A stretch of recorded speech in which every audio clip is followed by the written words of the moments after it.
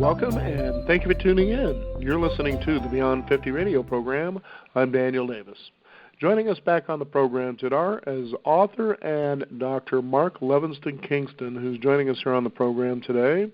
He is someone that is an accomplished person of being involved in both the Apollo and Mars missions. He also studied under Nobel laureate Paul Dirac.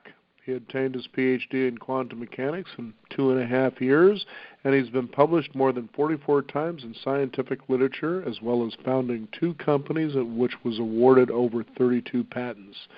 Right now, he's an achieved author who's written a trio of books known as 30th Century, in which 3 books are out, and we're going to be discussing his 3rd book today, and the magnificent technology and possibilities that lie ahead. I'd like to welcome to the Beyond 50 radio program today our guest, Mark Kingston Levin. Mark, thank you for being back on the program today. Well, thank you for having me. I appreciate it. Now, let's go ahead and talk about how you came to be involved in all of this. This is some pretty magnificent what you've written here, especially in today's world where we get concerned with things such as artificial intelligence, for example. Yes, well, I do write a lot about that in Book 3. And I also write about aliens and how they interact and how the humans interact with the aliens at the beginning and how it changes. And that's my Book 3. I don't want to give away all the details, but I can say one thing is that the greatest discovery in Book 3 is that in the 57th century, Earth is no longer viable to support life. And it's due to a natural event that took place in our own galaxy, and it's called GRB, or gamma ray bursts. They're known pretty well to produce, in their short millisecond to seconds or minutes, enough energy or more energy than our whole galaxy does in an hour. So, yes, they are very intense. And if they hit your planet, that emission is almost in 280-degree opposite angles. And those angles are dependent a lot on angular momentum and other things that physics is all good at keeping track of, and engineers are very good at calculating. But astronomers are the ones who discovered these things, and for a long time it was a big mystery. But today we understand much more about them. They're caused by either black hole collisions, but most often they're caused by neutron star collisions. These would be orbiting neutron stars. Most star systems are binary. Earth happens to be non-binary, and we're an exception. But does that have anything to do with why we have life and other places do not? I don't know.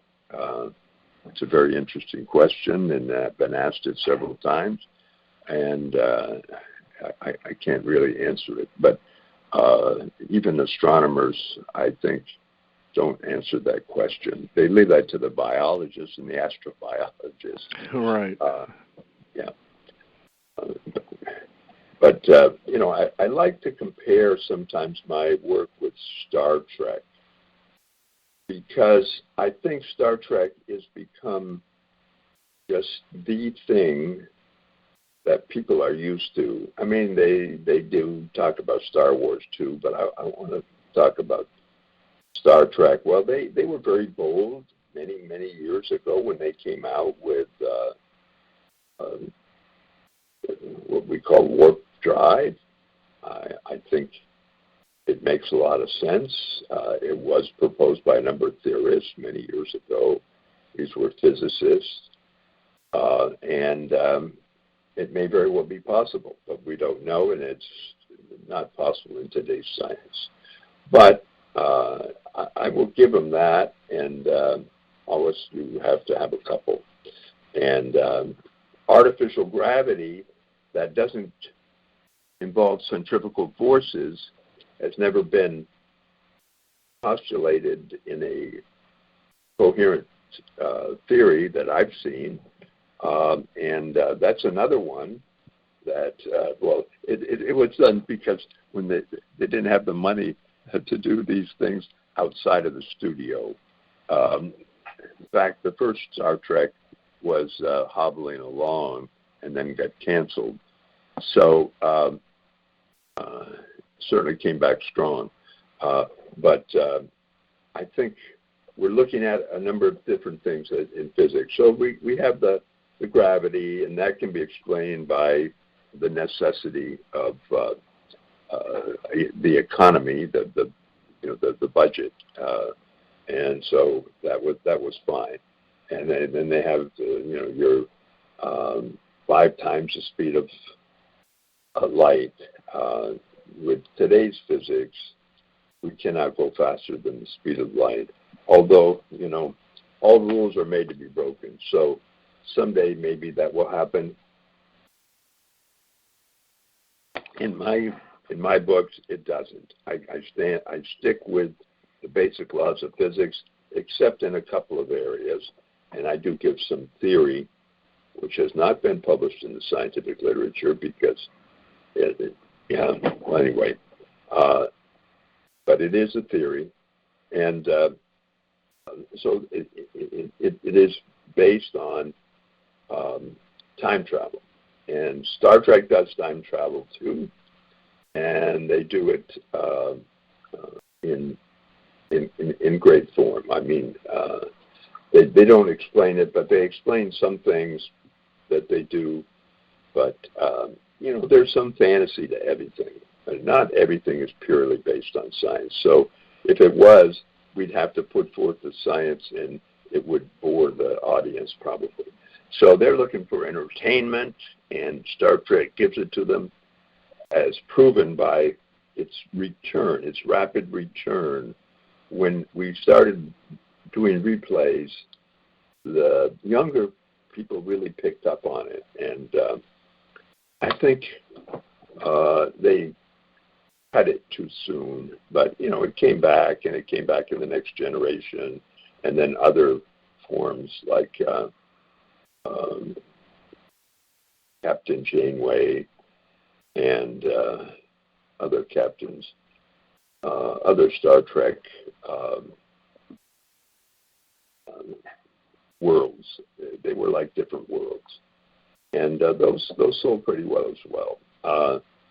But the movies did really fantastic, and I think they made good movies, and that was good. And then, of course, they were challenged by Star Trek, which is a totally different thing. Star Wars, which is a totally different thing. But, of course, it had the word wars in it, so it's all about big scenes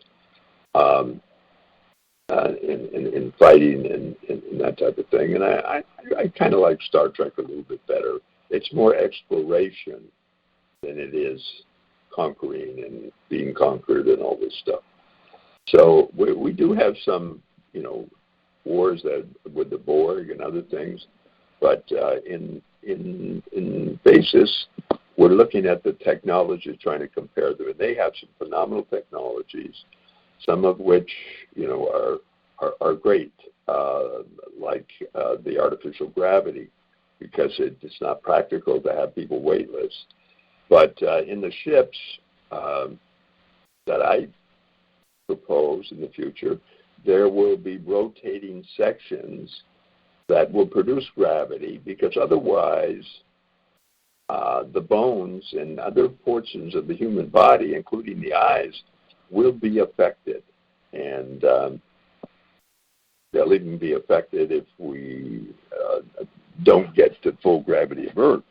But if you can get as much gravity as there is on Mars, you probably are going to be okay. We don't know that yet, but we need to find out. We need to do experiments, and we can do those on Earth. we can get gravity lower by a number of, by what they do to actually, in the Star Trek movies, they put you in a low gravity for a very short period of time. When they reach the peak, and with an airplane, they go up and then they start to come down. You have a gravity-free position, and during that period of time in the aircraft, they can do the simulate, or they're not simulating; they're actually having a low gravity situation. So that's a way of doing it. You also can do it with other tricks, which are called kind of green screen things, and those are well known by the people in the movie theater. But I mean, the people making the movies, but the people in the movie theater don't understand that as much as they should. So when you see those things, I'm just trying to compare them. That I try to use more of the science and less of the fantasy. So some of the, but there is nothing wrong with the fantasy. So as long as you state it and you keep it constant and continual, it makes sense. So your audience understands that what you're doing can be done.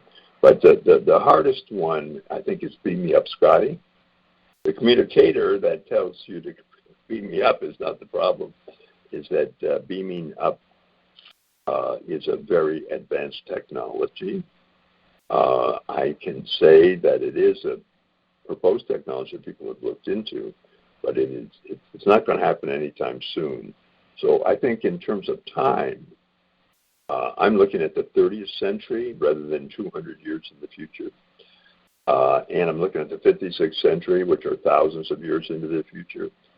So in those times, yes, we're able to get artificial intelligence that surpasses human capability, but that's, thousands of years away, maybe 2,000, 3,000 years away. And I think there's a real chance that our problem that I see in like Star Wars is too much violence. In my books, I try to have a non-violent heroine. I do have. Her name is Jennifer. In Star Trek, we have this ancient Vulcan who was for non-violence, and of course, he's not a main character. But at least we do have the concept, and it's about the history of the planet Vulcan. And there's a lot of those things that have been written offline, but it's quite exciting when you think about how we're pushing technology today. And when you started watching Star Trek and its TV motion, you had these flip phones, and they were here in a short period of time, and that was amazing. And this created, I think, a good feeling among the Trekkies, which I was one of. And but I just pointed out a few differences between what I do and what they do. But I have a much longer life. Like the technology for the artificial intelligence who comes to the 30th century is really done in the 56th century. So to protect their planet in the 56th century took on the burden of creating an artificial intelligence to send to the orbiting planets in order to disturb their gravity and their general angle of the beam that would come out. And that's done through something called angular momentum. Anyway, it is a little complicated, but actually engineers and physicists have been able to do those kind of calculations for hundreds of years. Newton, we're talking about Newtonian mechanics, which is classical mechanics, and it can be done pretty much that way. But when you think about other things, imagine that we've got Star Trek. In just a few hundred years, they had all these technologies, including time travel, faster than light speed, and being able to beam on a planet, from a planet to a starship going faster than the speed of light, which, is pretty difficult, but, probably, in theory might be able to be done someday. So let's not look down on it, because I think when you create things that are very difficult, when you push to the edge, I think it's a good thing. So I admire them for doing that, because it creates a lot of interest in the technology among the scientific people and among the engineers. Right. One of the things that I was really intrigued with, too, as you read in the Trilogy, especially with the artificial intelligence, we all get concerned that it's going to kind of stretch out and reach beyond. And I think the curious fear in that is the fact that human beings always want to believe that we're in control, and there's a big fallacy alone. And so, like, for instance, a series that I've recently gotten into was HBO's Westworld, which certainly dates back to Michael Crichton's days of creating this virtual world of, AIs that basically do anything we tell them to do. And I think to myself, well, okay, if you're creating these AIs to basically learn so they can become better at interacting with humans to create the realism that they're actually paying big money to experience, don't you think an AI is going to get tired when the only thing you want to do is have sex with it or kill it? I mean, really? You didn't expect these things to go, I've had enough of this crap. There's got to be more, like self-awareness. But I find that funny, and we get really concerned. I know that for instance, what really makes this one unique is that you talk about artificial intelligence actually giving birth. And that's unique because Google has actually achieved something very similar to that. Let's talk about that for a bit. Well, Google has, but I would say it's more of a matter of computer generation or simulation, and I think that's a good thing. Computer simulation is a very important thing. It means that you're putting something on the computer that can do something in a maybe two-dimensional operation where you don't have to carry all 3 dimensions or 4 dimensions, depending on how you look at it. Time is a dimension. And by the way, I wanted to mention one thing, that in Star Trek, they're able to move through space and time at the same time. That's something that in the 30th century we do not do. We go either one or the other, and that's because I'm trying to stick to the theory I have for time travel and the theory that we have for traveling through space. And if you're going to focus on one, I think you're not going to try to do the other, at least in the beginning. So I have 2 phases of time travel. And first one happens in the 30th century, invented by Sexton Ho, and he's able to go either forward or backward in time, but his machine only goes backward at the time, but you can build one that would go the other way. He wants to get people to the 27th century to stop the potential death or extermination of humans. So he's protecting humans, and he develops the time machine to avoid violence.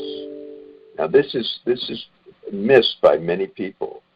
So the SS, as they call it, Secret Society of Scientists, is an organization that is nonviolent.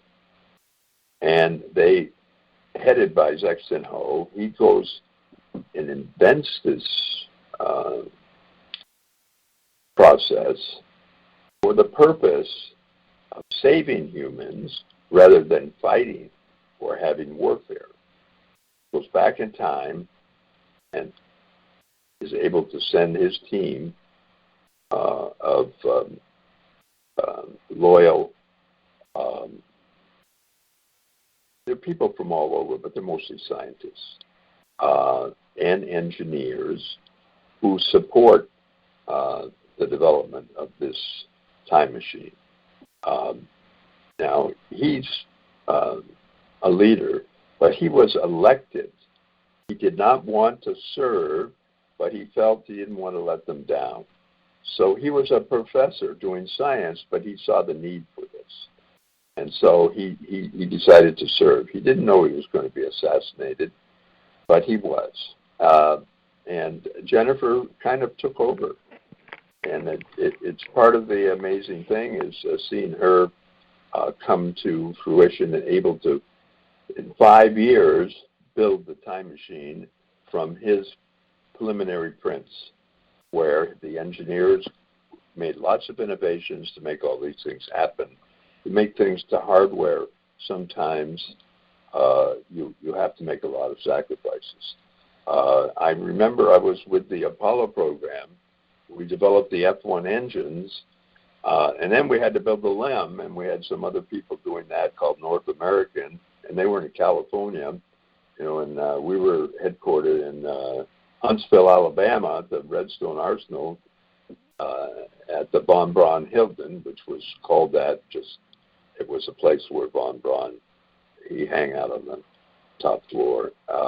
His office was up there, but it was a time where we were going to have to make a lot of compromises, and in the very early part, in the 1960s, we did not have the whole plan.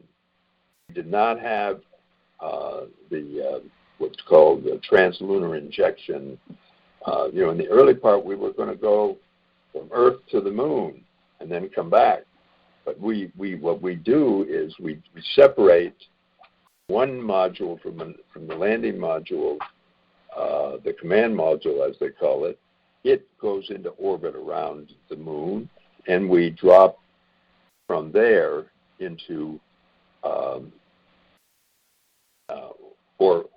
an orbital process where we land on the Moon. And then we only do it with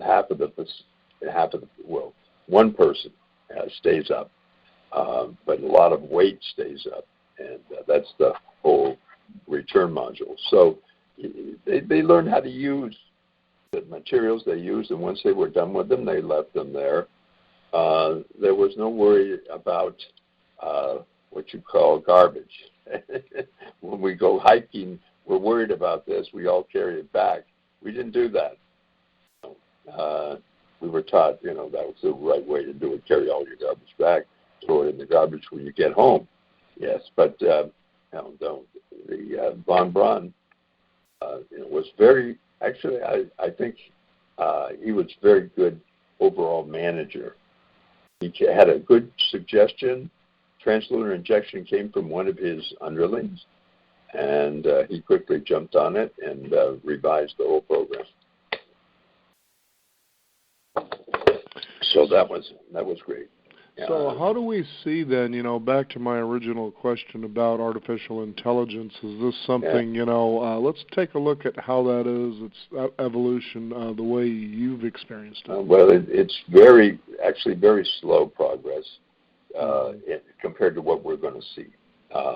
But I think artificial intelligence will be a good thing, will save us, because we're very emotional. We tend to want to fight every time we're looking at something that doesn't go our way. I'm talking about humans in general. So, we have some very wise people who are nonviolent and think that way. Mandela is one of them. Certainly, we have people like Gandhi, who had good philosophical training, not too different from what we had from Americans who were kind of not into fighting. Even in the Revolutionary War, there were some guys in the Massachusetts area who really didn't want to fight the British. After all, they'd been our friends for a long time. So we have divisions, and I think those divisions are still with us. The people who want to fight and the people who want to find a way to make an agreement, a compromise without fighting. And it didn't happen in the Revolutionary War. Maybe we're probably happy for it, but we also have a tendency not to fight first and then to try to make an agreement later, like we did with the English in the Revolutionary War. I think we need to go beyond that today. And I think when we look back, when we look to the 30th century, we're looking at civilization a little bit advanced of what is today. But I think what we're looking at is a civilization that thinks fighting is not civilized. Killing other human beings is not civilized. So it's somewhat unacceptable in the 30th century to do these things. So I think that's one of our problems. And we'll eventually, maybe in the 27th century, 25th century, maybe solve those problems and be a less violent society. But, it has to happen in the Russians and it has to happen in the Chinese. And we have to start talking much more and do a lot less fighting. So I think we've got to rely on something. And maybe artificial intelligence is going to help us with that.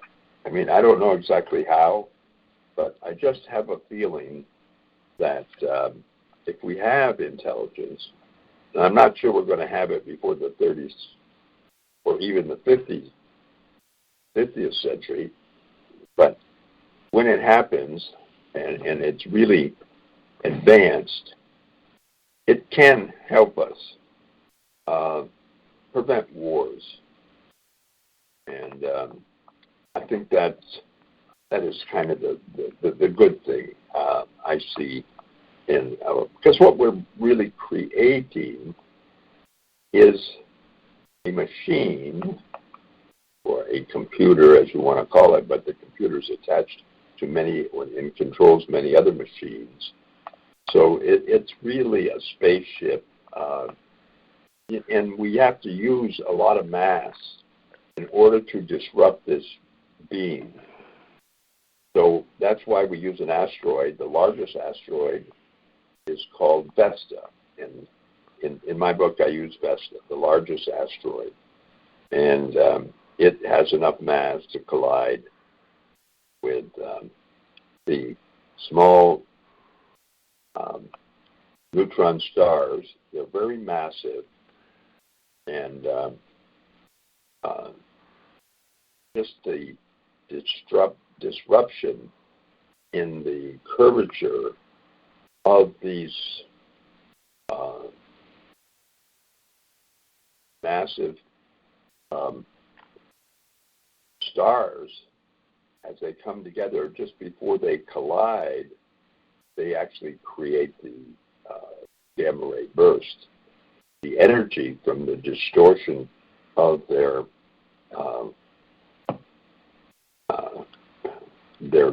surfaces that creates this massive energy. A little bit indirectly, but it's what happens. And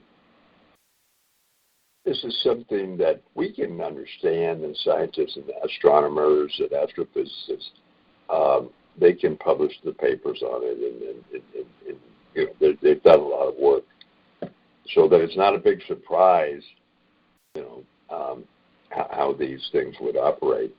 But what's really a surprise and what every author is so different on is what artificial intelligence is going to be all about. Is it going to be a sexy girl and, or no, it's going to be a massive computer with the most modern technology of the time, maybe 30th century, maybe 50th century, maybe 56th century. Probably it will be in the 56th century. Well, that's what I think. It doesn't mean I'm right. But I think by this 56th century, we'll be, firstly, very civilized, and we'll be able to make these computers so advanced that they can eventually develop feelings, curiosity, and the desire to explore and to help life with basic blocks of information that prevents them from doing something harmful. I think we can do that. I think we can control that. I'm not 100% sure, but I think we can. And at least in my world, the artificial intelligence are the good guys. Okay, they're not. In most other worlds, they're the bad guys. But in my world, they're the good guys, and they help us return things that get disturbed out of order. And I think we had in book 3, we had this wonderful asteroid Vesta 1 created for a suicide mission. Vesta 1 agrees to go on the suicide mission. It's a 5,000-year mission. First, he has to go back in time to get on the starting line so we can make it in time, because there's a limit to speed, in which we're not exceeding c, which is the speed of light. Okay, and in fact, we probably are going to reach maybe 0.2 times the speed of light, 0.1, 0.2 in that area. Is feasible without really advanced engineering. And this is the heart of Book 3. This is where the advanced technology, the most advanced technology in the 56th century, helps us, because it's going to protect them. They are the ones who are going to die if we don't get this done. So they have the resources, and so they do most of the work. Jennifer gets involved in creating the personality and the Vesta. Originally, it's called AI 999, but he wants to be called Vesta after he transforms and is added into the asteroid. And he's in control, and he will go there, and he does his job. It's not a he. I'm sorry to call it a he. It's not a he or a she. It's sexless, but it does reproduce. So it's an interesting concept, but you can reproduce one bolt, one chip at a time, put it all together with another mass, shaped like an asteroid, and there you are. And the one thing that Jennifer tells him to do is reproduce. And when he goes out there, he looks at where he can get the mass, all these things, figures it all out, does it long before he gets to the star system that he's going to collide with, and sends after training for 27 days, sends his child back to contact Jennifer because he puts his memory banks inside also. So it's like his memory is still there. When he's going to collide, he will have, only the remaining memory bank that is in his child, which is okay. It's a different concept. Yeah. And he will carry that. So he won't really die in a sense because his memory banks are still alive. So that's also an interesting concept. I don't talk a lot about it, but I want the people to think about it. I want the audience to think about it. What does it mean to die? Because what happens is the aliens die from some biological difference between the two species, which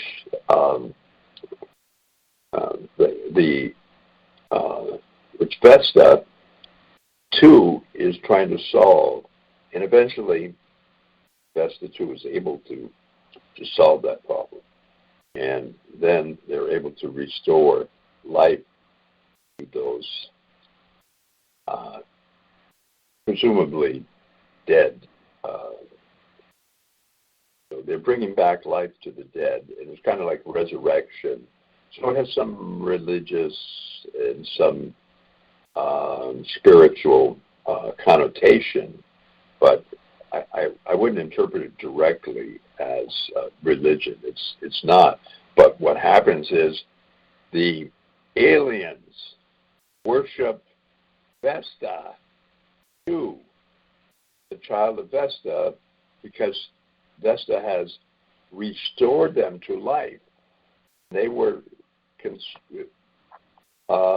in their technology and world were considered dead, not able to restore back to life, but Vesta too had the power to do it. So there's a lot in the book that deals with those kind of what it means to be human, and why actually what it means to be a god. Yes, if you can resurrect people, restore life, do kind of things that are magical in your society, maybe that is, that's godlike. So the artificial intelligence becomes a godhead or religious figure in the alien culture. Say it's their god. How it's their god? They worship him. So that's what happens. And does it mean anything for Americans or our future? No. It is just something to make people think about what it means to be human. And the aliens are there because they're are not much different from us. They're maybe a little behind. They're where we are today. Let's say they're in our technology. They're about able to think of themselves as we are, like Americans were in the 21st century, or like Britons were in the 21st century, or other earthly beings, Russians, Chinese, French. Still have a lot to be thankful for. We wouldn't have won the Civil War. Not the Civil War, the Revolutionary War without the French. Sometimes we think we would. But the French had such a powerful navy in those days, and they became our navy. They blocked the British fleet. They did all the things that were needed, and they also trained us in a much more intense way than we had ever been trained before. So we won the war against Britain because we had the French on our side, thanks to Benjamin Franklin and some other reasons. But it worked for us, but we still owe the French an awful lot for our freedom. And we sometimes think when we have July 4th, it's just our celebration. No, it's the French and Americans who won the war. Okay, and I like to think of that, very much like, we're now probably more friendly with the British than we are with the French, but I'm not sure we can trust the British because of what happened. They burned women and children in churches alive. Put them in and then started a fire, wouldn't let them out. That's not a very nice thing to do. No. So, I'm not trying to run down the British. No, I got you. But I know one thing that people will find, your trilogy fascinating as the many things that we've been talking about, such as artificial intelligence, a non-violent future. And I think violence actually comes from being too sedentary, sitting around thinking too much about what to do next out of boredom, and I think that if we pursue curiosity, we try to develop and, pursue our curiosities, that we wouldn't have time to, be in a position to be violent. We'd be too busy, solving problems together, in the unique ways that we're able to do that. And certainly this book showcases a lot of those possibilities, much like Star Trek that you consistently brought up. Because you take a look at, for instance, the comparison between Star Trek and Star Wars. Star Trek was exploratory, and violence only occurred when it was absolutely necessary, versus in Star Wars it was a political agenda consistently, And, first it starts off, it's the battle of the Force versus the Empire, so it's religion versus politics right there. It's right in your face. Right.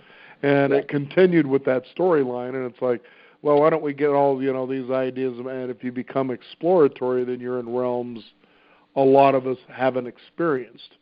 So it's because of that we kind of band together just because it is the unknown, versus sitting in a complacent, sedentary universe that has nothing else to do but say, okay, well, I've just decided my beliefs are better than yours.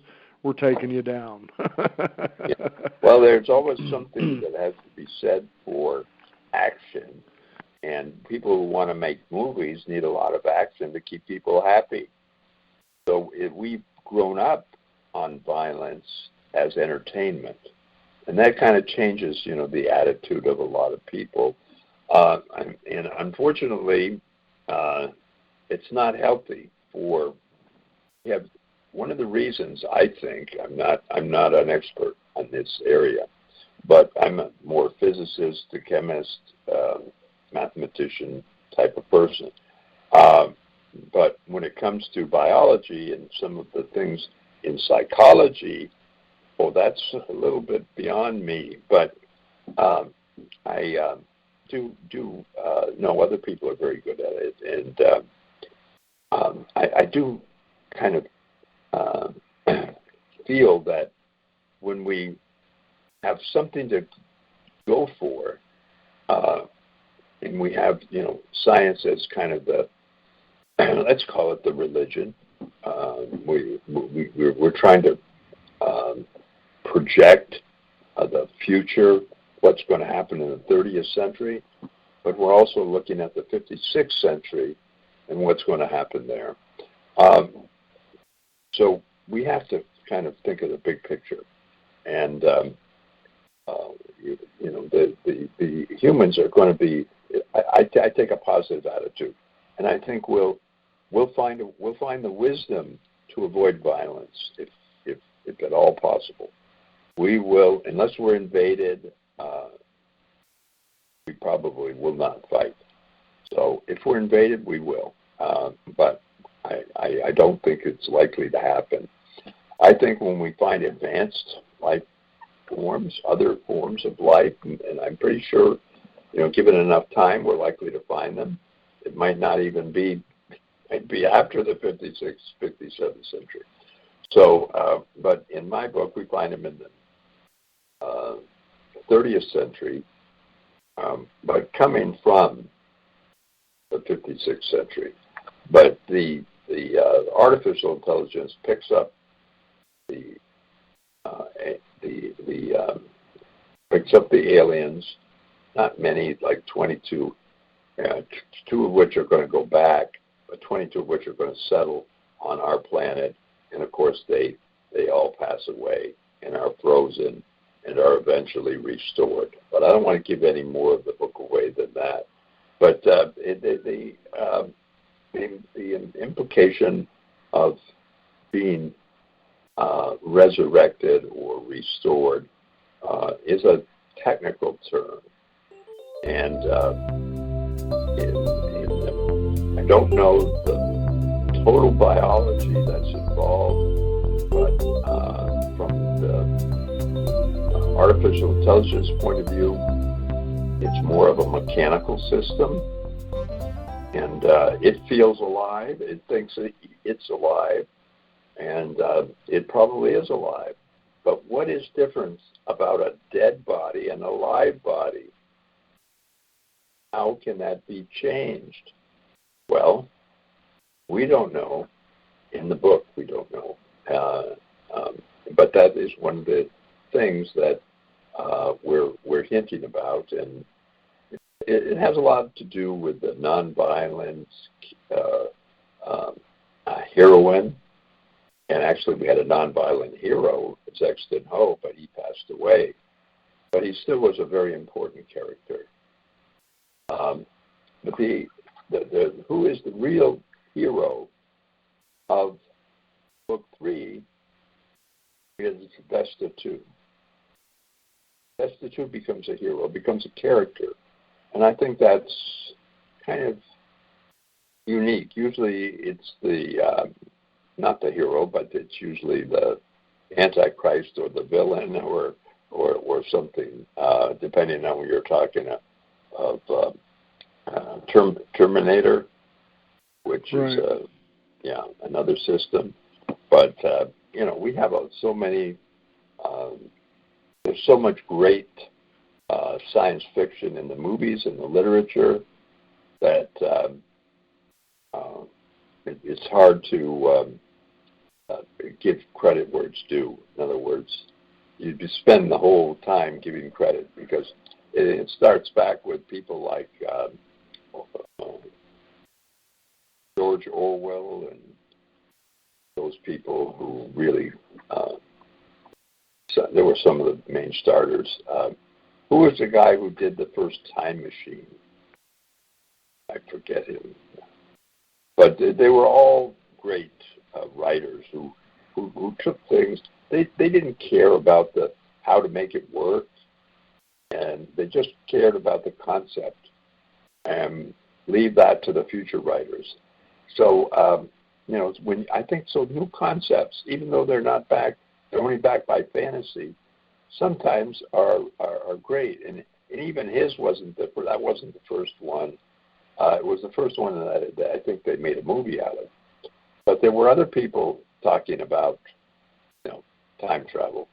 So it's been a concept that's been around for 1,000 years or more, probably more. But I see it as, a great step forward in thinking, not just in technology, but in thinking. So to think about it in detail, how it all works, and what are you going to find out there, and all of those things. So I think it's produced a lot of great entertainment. If you want to look at it, what movies are all about is entertainment.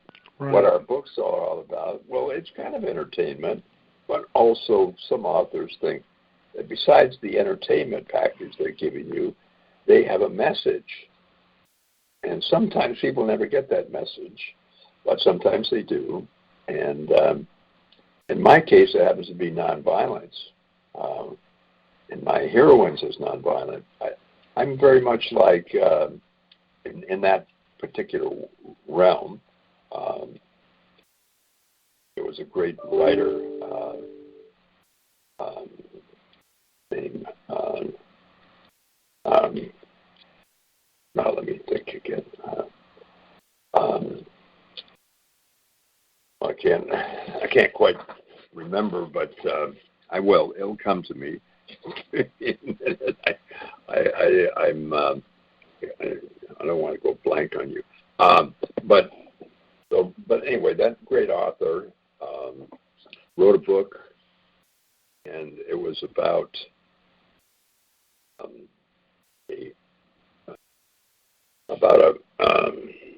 a hero named what's his name?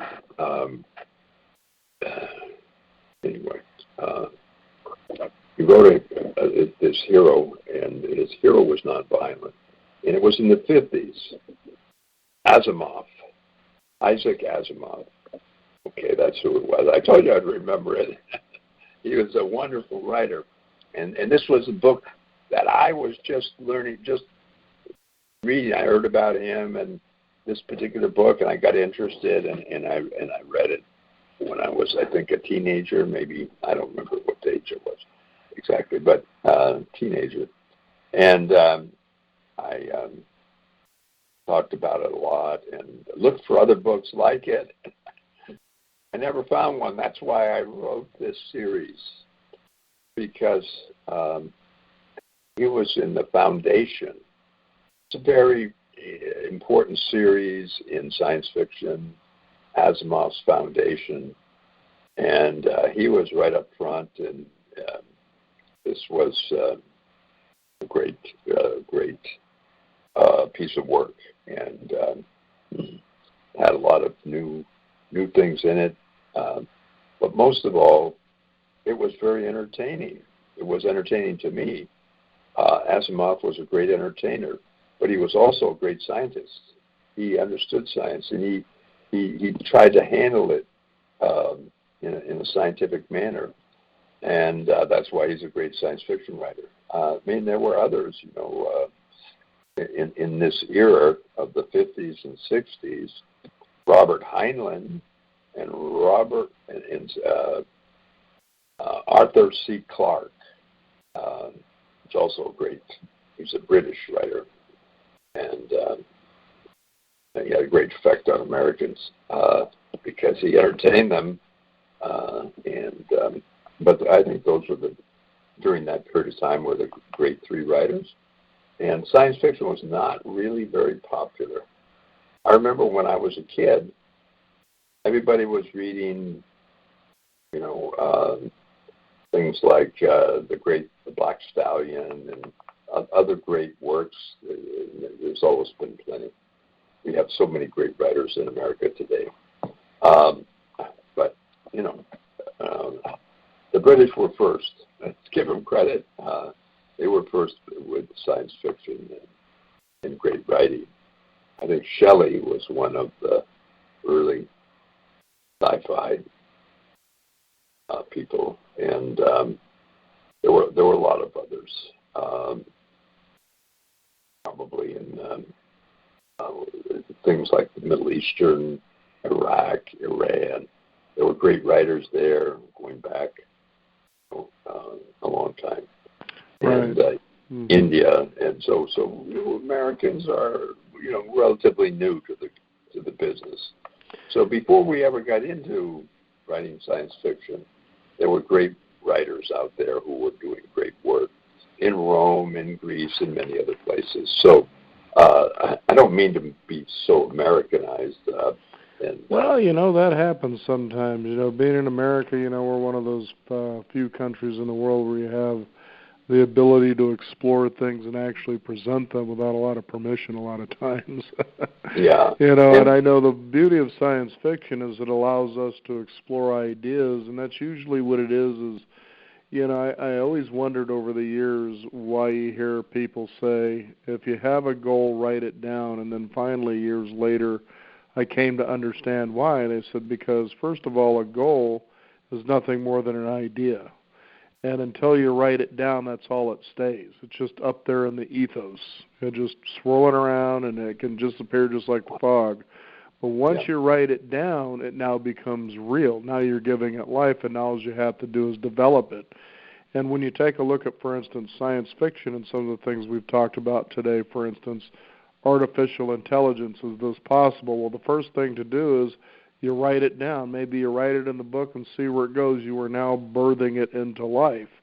And as that happens, things co-conspire, as we like to hear in the metaphysical community, to make this become real. And that's what makes it all so fascinating. And I know that as you've studied quantum physics, that you come to understand these things, that things stay static until you focus and make them real, and then they become real. And you take a look at Star Trek, as you mentioned earlier, being a big fan myself, and you looked at the communication devices, the flip phone.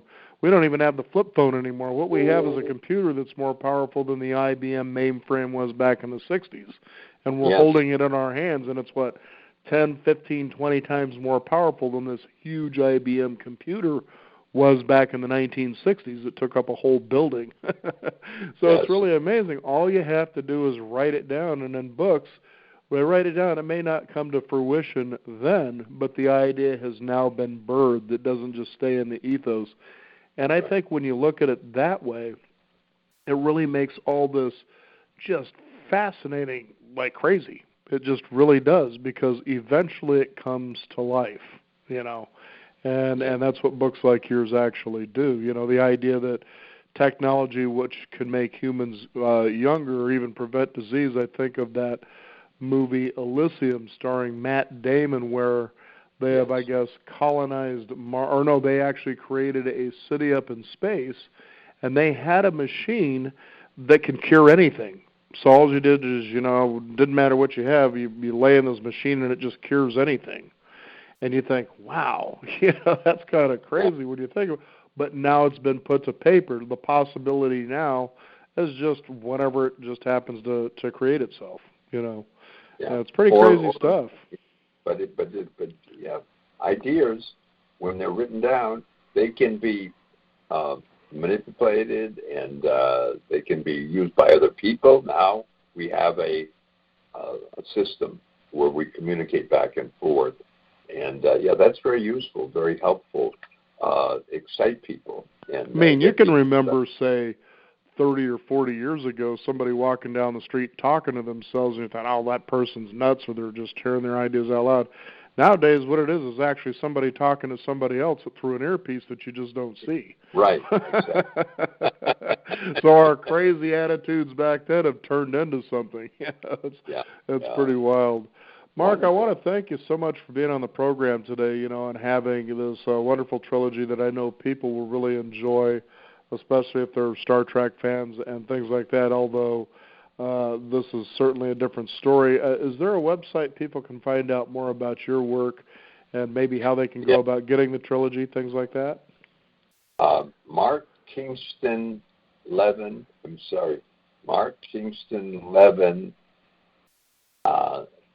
.com is my website, markkingstonlevin.com. The email is markkingstonlevin@gmail.com, and the Amazon is the best place. If you write in Mark Kingston Levin, Amazon window, I will pop up and you will come to my author's page. And you click on that and you go to the detail page, and then you can buy it if you want to on there.